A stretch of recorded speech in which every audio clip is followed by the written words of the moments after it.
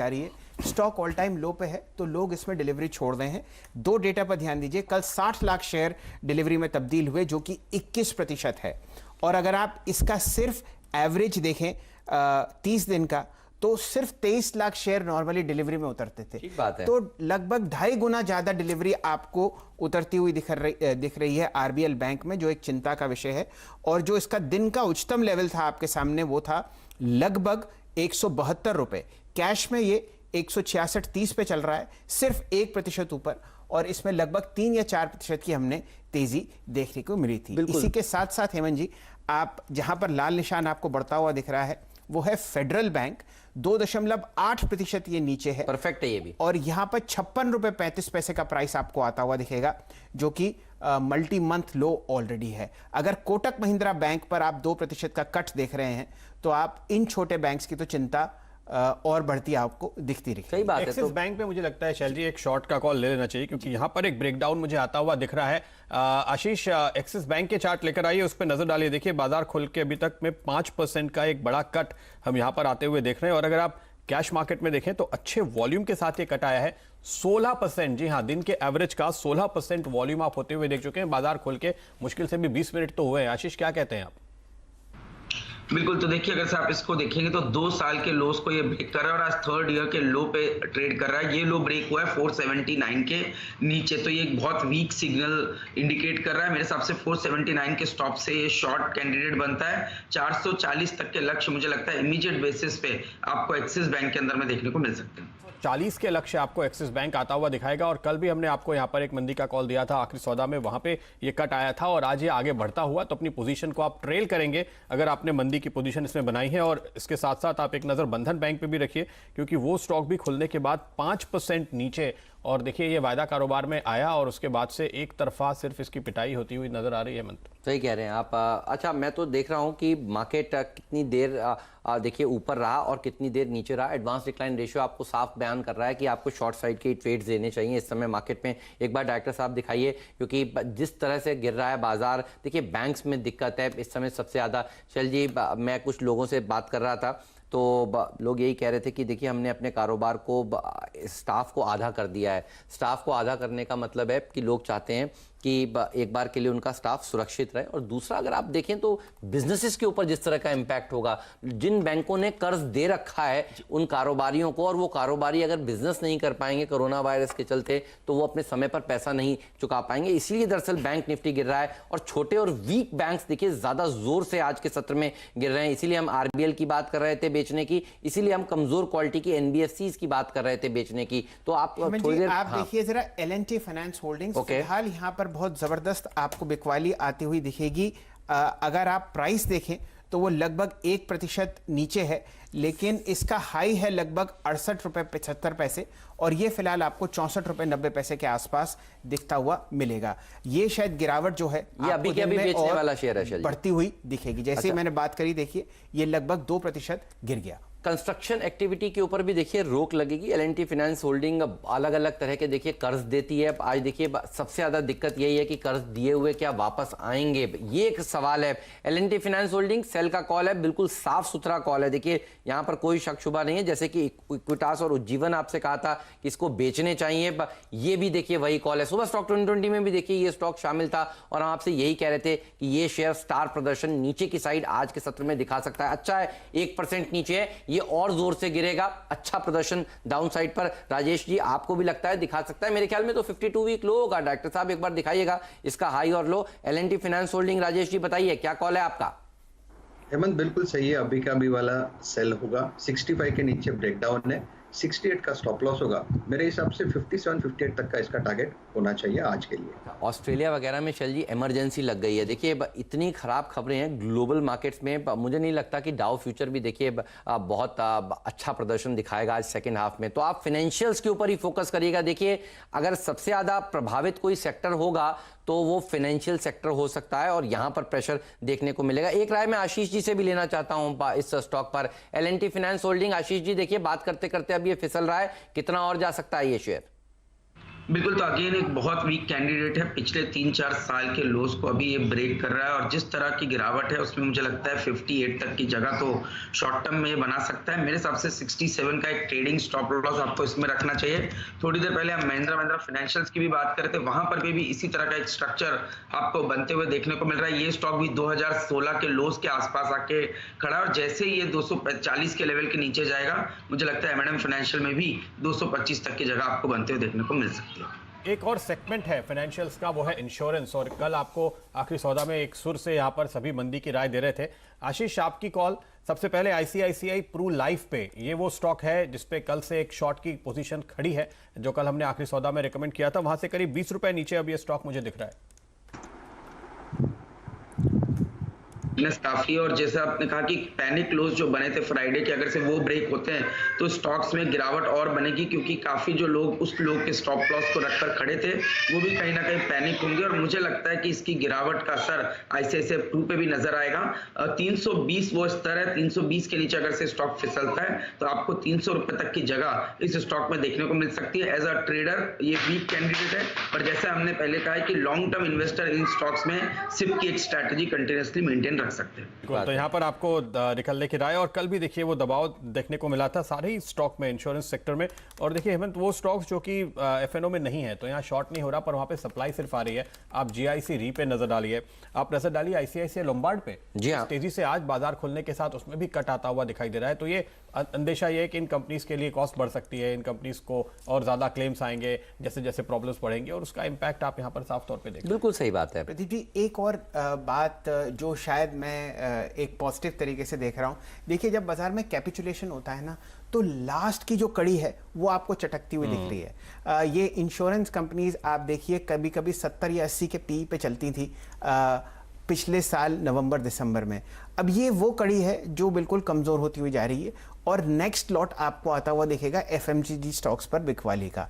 तो ये वो मतलब ये एक अच्छी बात है कि आप बिल्कुल लास्ट फेज में हैं इस करेक्शन के, और अगर ये वाकई हकीकत है तो ये बहुत अच्छी बात। बिल्कुल। और सर देखिए, इनफैक्ट तो जो अपील IBA की ओर से की गई है, उन्होंने 20 बैंक्स की कल कॉन्फ्रेंस कॉल की और वो RBI और सरकार से अपील कर रहे हैं कि आप फाइनेंशियल सेक्टर के लिए कुछ राहत की घोषणाएं करें। जो NPAs इस क्वार्टर में हो रहे हैं उनको आगे बढ़ाया जाए और दूसरे तरीके इस्तेमाल किए जाए। जैसे आपको यस बैंक को कैपिटल देने की जरूरत पड़ी, एक तरीके से आपने उसको सरकारी मदद दी है SBI के जरिए। दूसरे प्राइवेट बैंक्स में भी, दूसरे NBFCs में भी जहां दिक्कत है, सरकार को इस तरह की घोषणा करनी चाहिए। आप वायरस का इलाज नहीं कर सकते, लेकिन आप पैनिक का इलाज जरूर कर सकते हैं, और उम्मीद करनी चाहिए हमें कि रेगुलेटर्स और सरकार इसके लिए प्रोएक्टिवली कदम उठाएं। पूरे दुनिया के रेगुलेटर्स इस वक्त जितनी भी रात को मिडनाइट ऑयल जलाया जा सकता है वो जला रहे हैं। अमेरिका में आप देखिए कि किस तरीके का आपको एक स्टिमुलस मिल रहा है, चाहे वो $1 ट्रिलियन का हो। वहां पर तो लोगों के अकाउंट्स में चेक्स डाले जा रहे हैं। सही बात है कि जो आपकी इनकम खत्म हुई है इस कोरोना वायरस की वजह से, क्योंकि वहां पे आप देखिए वीकली पेमेंट्स होते हैं सैलरी के। अब देखिए, सबको शैलजी इस समय एक रिलीफ चाहिए। अब देखना ये है कि कितने करेंसी हम छाप छाप के ये रिलीफ देते हैं। एयरलाइन कंपनियां कह रही हैं हमें रिलीफ दे दो, सब लोग कह रहे हैं हमें रिलीफ दे दो। एक बात तो पक्की है कि देखिए, ना तो इस बार गाड़ियों की सेल्स बढ़ती हुई नजर आएगी, ना टायर की बिक्री देखिए बढ़ती हुई नजर आएगी। ये वो सारे सेक्टर्स हैं जिसके ऊपर बुरा असर पड़ेगा। आप देखिए, वरना कच्चे तेल 30 पर है और टायर कंपनियां 52 वीक लोज लगा रही हैं। हम लोग बालकृष्ण की हर रोज बात कर रहे थे, हम लोग अपोलो टायर की बात कर रहे थे। ऑटो कंपनियों की बिक्री के आंकड़े देखिए इंपैक्टेड होंगे वर्ल्ड वाइड। अगर आप देखिए, इटली, स्पेन अपने शेयर बाजार बंद कर रहा है, तो आपको लगता है लोग इस समय चेक लेकर गाड़ियां खरीदेंगे? तो जहां से जो एक्सपोर्ट होती हैं गाड़ियां, ग्रोसरी खरीदने के लिए पैसे मिल जाए, बस वही बहुत सही बात है। गाड़ी तो बहुत दूर की। बालकृष्ण इंडस्ट्रीज एक ऐसा स्टॉक है प्रदीप जो हर रोज गिर रहा है। मेरा इशारा दरअसल इसी स्टॉक की तरफ था। आप देखिए घटता जा रहा है। इतने सारे देशों में अगर ये टायर एक्सपोर्ट करने का काम करती है कंपनी, तो देखिए इस स्टॉक में जोर से गिरावट पक्के तौर पर देखने को मिलेगी। ट्रेडिंग आइडियाज और निकालते हैं, क्योंकि देखिए मार्केट जो है वो तेजी से फिसल रहा है और यहां पर कोई रिलीफ देखने को नहीं मिल रही। वो स्टॉक्स ढूंढिए जो बड़े स्टॉक टिकट साइज के हैं, और देखिए ये वो शेयर है। यस, आप कुछ कोई डेटा बता रहे हैं? जी हाँ, मैं आपको एक डेटा देता हूं। फिलहाल ये सबसे टॉप लूजर है ऑटो स्पेस में FNO पर, और लॉट साइज इसमें 800 है। इसी के साथ भी वही परेशानी हो रही है। अब ये अपने 200 DMA के नीचे पहुंच गया। बहुत ही कम इंडस्ट्रीज दिखाइए डायरेक्टर साहब, यहां पर एक बार दिखाइए शैल जी। ये प्रदीप जी का एरिया है जो आपको बहुत अच्छे तरीके से दिखाएंगे। और 2 दिन पहले आपने प्रदीप जी ने ही बालकृष्ण इंडस्ट्रीज को पकड़ा था, मेरे ख्याल से तब 4 डिजिट का स्टॉक हुआ करता था। तो ये 10 मिनट के चार्ट है शैल जी, जहां पे आप देख सकते हैं कि कल के लोज टूट चुके हैं मन, जो यहाँ पे हमने शुरुआत में बनते हुए ये कल के लोज थे। हाँ, इसके और नीचे ये आप टूट आ गए गए यहाँ पर। हाँ, इसके बाद हम डेली पे शिफ्ट होते हैं और ये यहाँ देखिए। आपको दिखेगा कि 200 दिन का मूविंग एवरेज हेमंत अभी अभी ये- नहीं, देखिए इस स्टॉक में ये- ये नीचे वाला नीली है। लकीर आप कह रहे हैं 200 दिन बिल्कुल का नीचे, है? बिल्कुल अच्छा, ये नीचे, वाला देखिए, 200। हाँ, ये जो ओहो, ओके, एक ये हल्की वाला सी है। लकीर 3 दिन देखिए हमने यहाँ पे सपोर्ट लेने की कोशिश की, ऊपर जाते थे फिर नीचे आए। Correct। Decisive breakdown. तो ये बेस्ट सेल है फिर तो 200 दिन का डेली मूविंग एवरेज। ये तो मेरी लेमैन के लिए, मेरे जैसे आदमी के लिए भी, देखिए फंडामेंटल वालों के लिए बिल्कुल सीधी राय है। एक बार राजेश सतपुते जी जो हमारे स्किल ट्रेडर हैं उनसे पूछते हैं। राजेश जी, 200 दिन का डेली मूविंग एवरेज भी आपने देखिए तोड़ दिया। आज बताइए बालकृष्ण इंडस्ट्रीज का क्या लेवल नजर आने वाला है नीचे में? हेमंत फ्रेश ब्रेकडाउन है बालकृष्ण में। इनफैक्ट अभी के अभी सेल करे 865 का स्टॉप लॉस रहेगा। मेरा पोजिशनल हेमंत इसका टारगेट होगा करीबन 760 का। इंट्राडे के हिसाब से सोचे तो 780 785 का टारगेट होगा। 200 दिन का डेली मूविंग एवरेज तो टूटा है। शैल जी यहां से प्रॉम्प्ट कर रहे हैं कि 200 वीक का मूविंग एवरेज भी शैल जी टूट चुका है। ये वो लाइट ब्लू कलर की देखिए लाइन है जो आपको नजर आ रही है, गुलाबी वाली, ये डार्क ब्लू और ये एक लाइट ब्लू, ये Pradeep 200 weekly moving moving average नीचे हम आ चुके हैं इस समय। अगर आप इस पे देखेंगे तो 851 पे वो वीकली मूविंग एवरेज है और इस समय का प्राइस आप देख सकते हैं 838 का है। तो 200 दिन और 200 हफ्ते का मूविंग एवरेज एक साथ इसने आज तोड़ दिया। तो देखिए ये एक साथ टूटने का मतलब है कि यहां पर बड़ा प्रेशर देखने को मिलेगा। ग्लोबली दिक्कत की बात इस समय नजर आ रही है और बालकृष्ण इंडस्ट्रीज एक ऐसी कंपनी है जो ऑफ रोडिंग के टायर्स बनाता है। इस समय रोड पर लोग नहीं चल रहे, ऑफ रोड तो एक बार के लिए शैल जी थोड़ा सा दूर ही रहना चाहिए। एक और इशू ये हो रहा है कि जितनी भी रॉ मटेरियल सप्लाईज हैं, अभी तक तो खैर किसी कंपनी से जिनसे भी हम चर्चा कर रहे हैं, कोई उन्होंने ये नहीं बताया कि सप्लाई डिसरप्ट हुई है जी। लेकिन सेल खत्म हो गई है। और सेल खत्म होने का मतलब ये है कि आपके खर्चे तो बिल्कुल वही हैं, जैसे कि शर्मा साहब आपको समझा रहे थे कल। आपकी एम्प्लॉय कॉस्ट भी वही है, सही बात है। आपके आउटस्टैंडिंग लोन्स भी वही हैं और आपकी टॉप लाइन हो गई खत्म। देखिए जर्मनी, फ्रांस अगर शटडाउन की बात कर रहे हैं, अगर आज ऑस्ट्रेलिया में इमरजेंसी डिक्लेयर हो रही है तो ये एक स्टेट ऑफ वॉर ही है, उससे ज़्यादा कुछ नहीं है। ये हमारे ज़्यादातर एक्सपर्ट्स ने देखिए हमें कहा है। एक बार मैं आशीष जी से भी राय लेना चाहता हूँ। आशीष जी, आप क्या इत्तेफाक रखते हैं इस बात से, जो कंपनियां ग्लोबली एक्सपोर्ट के लिए जानी जाती थी उनके लिए तो मुश्किलें और बढ़ने वाली हैं, और खासतौर पर इन देशों में जो एक्सपोर्ट्स कर रही थी, जिन देशों में इस समय सबसे ज़्यादा कोरोना के पेशेंट्स पाए जा रहे हैं, आपका क्या विचार है? नहीं, बिल्कुल सही कहा आपने हेमंत। और हम देख रहे हैं कि जो कंपनियां ग्लोबली लिंक्ड है, चाहे वो मदरसन सुमी, भारत फोर्ज, बालकृष्ण इंडस्ट्रीज या इवन एग्रोकेमिकल में हमने देखा यूपीएल जैसी कंपनियां जिनका बहुत ज्यादा एक्सपोजर ग्लोबली है, वो बहुत ज्यादा दबाव में है। और मुझे लगता है इसमें भी जहां पर पे भी डेट रिडन कंपनीज होगी उनमें दबाव और बनेगा, क्योंकि कहीं ना कहीं क्लैरिटी 3 से 6 महीना आते हुए इन कंपनीज को नजर नहीं आ रही। और ये जो साइकिल है डेट की, वो कहीं ना कहीं इन पे काफी भारी हो सकती है। आप देखिए यूपीएल जो स्टॉक कुछ दिन पहले 600 पे ट्रेड कर रहा था, आज 350 रुपए पे आ चुका है और अभी भी कोई साइन नहीं है वहां स्ट्रेंथ के। वहीं आप थोड़ी देर पहले जो बात कर रहे थे बालकृष्ण इंडस्ट्रीज की, इस स्टॉक में भी मुझे लगता है बहुत ज्यादा एक्सपोजर डेवलप्ड मार्केट का है और कहीं ना कहीं इसका दबाव इसको देखने को मिलेगा, जिसके चलते मुझे लगता है ये स्टॉक जो 750 की रैली जहां से शुरू हुई थी वहां तक आपको फिसलता हुआ देखने को मिल सकता है। तो आप देखिए, सिर्फ आपको एक लाइन ऐड करना चाह रहा हूं बालकृष्ण पे। आपने ऑस्ट्रेलिया में इमरजेंसी डिक्लेयर होते हुए अब देखिए, जी हाँ, अभी आई है। जी हाँ, जो लेटेस्ट मार्केट बालकृष्ण इंडस्ट्रीज का था वो ऑस्ट्रेलिया था। ओके। फरारी को टायर्स बेचते हैं, जॉन डियर को टायर्स बेचते हैं जो बाहर एक्सपोर्ट होते हैं। हमारे यहाँ टेफे और जेसीबी। तो हर तरीके का जो आपको दिक्कत आती हुई दिख सकती है इनके फंडामेंटल परफॉर्मेंस में, वो आपको तो आप देखिए शैल जी, बात करते करते अब ये शेयर दिन के लोज पर पहुंच गया है। 6% नीचे देखिए बालकृष्ण इंडस्ट्रीज का कामकाज इस समय कर रहा है और क्या गजब का नीचे की तरफ देखिए इसका ओपन इंटरेस्ट बढ़ रहा है। ओपन इंटरेस्ट 4% बढ़ गया है इस स्टॉक में और ये वो स्टॉक है जो आपके रडार पर जरूर होना चाहिए। तो देखिए प्रेशर बन रहा है मार्केट में और प्रेशर बन रहा है ऐसे स्टॉक्स में जो ग्लोबली लिंक्ड कारोबार कर रहे हैं। आज के सत्र में बिल्कुल एक बात मैं जोड़ना चाहूंगा। देखिए निफ्टी ने कल का लो तोड़ दिया है, निफ्टी बैंक ने तो कुछ देर पहले ही तोड़ दिया था। अब निफ्टी भी कल के लो के नीचे फिसलता हुआ आपको दिखाई देगा। और एक और स्टॉक जहां पे फ्रेश ब्रेकडाउन दिख रहा है वो फिर से बैंकिंग स्टॉक है, इंडसइंड बैंक। इस पे आपकी नजर होनी चाहिए। ये कल का लो तोड़कर नीचे फिसलता हुआ और बिल्डअप है, साथ में साथ आपको अच्छे वॉल्यूम दिखेंगे। और अब ये करीबन 21 अपने जो पिछले लोस थे शुक्रवार के, उसको तोड़ने की तैयारी में इस वक्त इंडसइंड बैंक का स्टॉक आता हुआ दिखाई दे रहा है। इस पर नजर डालिए सातपुते जी, इंडसइंड बैंक के लिए क्या लेवल? प्रदीप जी, इसका जो परसों का एक पैनिक लो था करीबन 550 का, वो एक इंपॉर्टेंट लेवल होगा। 550 टूटने के बाद फ्रेश सेलिंग होगी एंड इन दैट केस जो नेक्स्ट टारगेट रहेगा प्रोबेबली ये 500-510 तक भी एग्रेसिवली फिसल सकता है। तो सेल है तो सेल में ही रहे। स्टॉप लॉस होगा मेरा इसका करीबन 590 का। 590 का स्टॉप, और 550 के जिस लो की बात भी आप कर रहे हैं वो यहाँ से भी 18-20 रुपए करीब नीचे है, तो 3 से 4% तो आपको उस लेवल तक ही आते हुए नजर आएंगे, और उसके बाद अगर नीचे फिसला तो और भी नीचे के लेवल ओपन होंगे। एक बार हेमंत आईसीआईसीआई लोम्बार्ड पे नजर डालनी चाहिए। कुछ देर पहले हम बात कर रहे थे तब 6% नीचे था, अब ये करीब 10% नीचे है।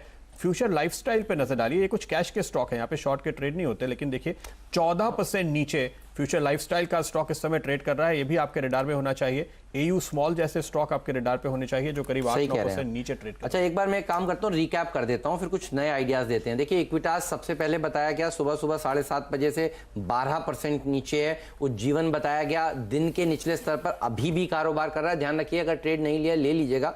ये दोनों स्टॉक्स आपको मन्नापुरम और मुथूट जैसे बिहेव करते हुए आज के सत्र में नजर आएंगे। अभी बालकृष्णा की बात करी, बात जैसे जैसे हो रही है ये नए लोज लगाता जा रहा है, और फेडरल बैंक और तमाम देखिए बैंक्स की बात हुई है, M&M फाइनेंशियल्स की बात हुई है, NBFC स्पेस में मैक्स फाइनेंशियल्स की बात हुई है। ये सारे के सारे शेलजी गिरते हुए आज नजर आ रहे हैं, तो बहुत तगड़ा प्रेशर है। कोई और स्टॉक आपने ढूंढा है क्या? मैं सिर्फ आपको बालाकृष्ण पे एक लाइन और बताना चाह रहा हूँ। सुमित जी हमारे साथ पुणे से जुड़े हुए हैं और वो मुझे इतना बढ़िया डेटा भेज रहे हैं। 80% रेवेन्यू बालकृष्ण इंडस्ट्रीज का एक्सपोर्ट से है। 80% मतलब नो ब्रेनर है। तो देखिए, ये तो गिरेगा ही साथ में, और बहुत सारे और शेयरों में भी देखिए प्रेशर देखने को मिलेगा। केईसी इंटरनेशनल को टिकट से हटा दीजिए, ये 1000 करोड़ रुपए का ऑर्डर मिला है। इस खबर के चलते ये स्टॉक थोड़ा बहुत ऊपर कारोबार कर रहा है, लेकिन आज ऑर्डर्स से ज्यादा देखिए बाजार कोरोना वायरस से चिंतित है। ये बात अच्छी है कि ऐसे टफ एनवायरनमेंट में इनके पास ऑर्डर्स हाथ लग रहे हैं, लेकिन चल जी कुछ और स्टॉक भी हम ढूंढेंगे। हेमंत जी, बताइए। बीपीसीएल की तरफ ध्यान दीजिए। आपने दिन का जो उच्चतम लेवल देखा है उसके पास अभी के अभी बेच दें सर इसको, क्योंकि आप बताइए, पहले डेटा बताइए। जी हाँ, मैं बस ये बताना चाह रहा था कि आपने जो दिन का उच्चतम लेवल देखा है वो 385 है, और स्टॉक वहां से लगभग 30 रुपए टूट चुका है 358 के आसपास। तो ये जरा एक चिंता का विषय आपके लिए हो सकता है, और ये आपको दिन के लोएस्ट लेवल की तरफ अग्रसर होता हुआ। तो देखिए, यहाँ पर सरकार हिस्सेदारी बेचना चाहती थी, और आज हम भी समझ रहे हैं कि बीपीसीएल में देखिए हिस्सेदारी बेचने से ज्यादा प्रायोरिटी है कोरोना वायरस को किस तरह से आप टैकल करेंगे। अच्छा, नीरज हर रोज सुबह सुबह आकर कहते हैं कि ऑयल मार्केटिंग कंपनियां बेच देनी चाहिए। हम और आप खुद देख रहे हैं सड़कों का हाल क्या है। जितनी देर में हमें यहाँ से नरीमन पॉइंट जाने में लगते थे, अब 1/4 टाइम में देखिए हम नरीमन पॉइंट यहाँ से पहुंच जाते हैं, और सेम केस है पूरे देश भर का। तो बीपीसीएल हेमंत जी, एक तो इन्वेंट्री लॉसेस आप बुक करेंगे क्योंकि आपने क्रूड ऑयल बहुत महंगे रेट पे खरीदा हुआ है, और दूसरा आप टॉप लाइन पर इरोजन आते हुए देखेंगे क्योंकि लोग टंकियां अब कम भरवा रहे हैं। बिल्कुल सही है। तो अभी के अभी अगर एक शेयर निकल कर आ रहा है तो वो है बीपीसीएल। बताइए राजेश सतपुते जी, अभी के अभी बेचेंगे इसे? अभी के अभी वाला सेल है। इनफैक्ट हेमंत, कल का 335 का लो भी इसने ब्रीच किया है, वॉल्यूम भी बढ़ रहा है, तो it's a sell. Stop loss होगा 345 का। इनिशियल टारगेट होगा एक साइकोलॉजिकल सपोर्ट 300 का, लेकिन जो पैनिक लो था 260 का, प्रोबेबली ये फिर से रिटेस्ट कर सकता है। तो एट दिस लेवल मुझे लगता है रिस्क टू रिवॉर्ड फेवर में एग्रेसिवली बेचे। ठीक बात है शैल जी, सबने खरीदा था दरअसल ये स्टॉक क्योंकि प्राइवेटाइजेशन हो जाएगा इसका, लेकिन आज सब ये जानते हैं। और देखिए, सरकार को बोलने की जरूरत नहीं है, सरकार ने बहुत बढ़िया कोशिश करी है, लेकिन ये हो नहीं पाएगा। ये आज के माहौल में देखिए सबको समझ में अब आने लगा है। तो जो लॉन्ग थे लोग वो भी अब इसे बेचते हुए नजर आएंगे, और ये किसी ने नहीं सोचा था कि इतनी जल्दी इतना बड़ा डेंट नजर आएगा दुनिया भर के बाजारों में। और इस स्टॉक पर भी फिर नजर रखिएगा, इस पर हम आगे भी बात करेंगे। एक छोटा सा ब्रेक लेकर पहले मैं हाईलाइट करना चाहूंगा वो है अपोलो हॉस्पिटल, क्योंकि इसने अभी जो पिछले 2 दिन से लो होल्ड कर रहा था उसको ब्रेक किया है। तो एक फ्रेश ब्रेकडाउन यहां पे आता हुआ, इस पे आप मेरे ख्याल में ब्रेक लेना जरूरी है। ब्रेक के बाद नजर डाल सकते हैं, अपने एक्सपर्ट्स की राय अगर आप लेना चाहें अपोलो हॉस्पिटल पे। या सतपुते जी एक नजर डालिए, क्योंकि तेजी से फिसलता हुआ दिख रहा है मुझे ये स्टॉक। 2-3 दिन से जो संभल रहा था वो लेवल टूट चुके हैं। जी बिल्कुल सही कहा, 1250 का इसका इमीडिएट टारगेट है, और इसका जो स्टॉप लॉस है, इनफैक्ट हमने 1550 पे बेचा था। स्टॉप लॉस अभी रहेगा मेरे हिसाब से 1350 के स्टॉप लॉस के साथ सेल करें, 1250 टारगेट होगा। तो 300 अपोलो हॉस्पिटल देखिए फिसलता हुआ, और 331 पर जो बताया था बीपीसीएल अब 329 रुपए हो गया है। तो इन दोनों स्टॉक्स पर रखिएगा नजर। ब्रेक के बाद आपको इन दोनों स्टॉक्स पर चर्चा को और आगे बढ़ाएंगे, कहीं मत जाइए, बने रहिए सीएनबीसी आवाज के साथ। नए मेहमान हमारे साथ जुड़ेंगे ब्रेक के उस पार। कोटक एएमसी के एमडी और सीईओ नीलेश शाह साहब से भी हम जानेंगे कि वो ऐसे मार्केट में किस तरह से अप्रोच कर रहे हैं। इतना ही नहीं, मोतीलाल ओसवाल फाइनेंशियल सर्विसेज के वाइस प्रेसिडेंट चंदन बढ़िया भी होंगे। राजेश सतपुते जी को से अभी थोड़ा सा और हमें बढ़िया इंटरेस्टिंग ट्रेड्स देने हैं तो LFS ब्रोकिंग के राजेश सतपुते भी होंगे हमारे साथ। बहुत बहुत शुक्रिया गौरांग सर आपका समय निकालने के लिए। बहुत बहुत धन्यवाद आशीष जी आज हमारे साथ जुड़ने के लिए। ब्रेक के बाद पेश करेंगे 10 के दमदार ट्रेड्स।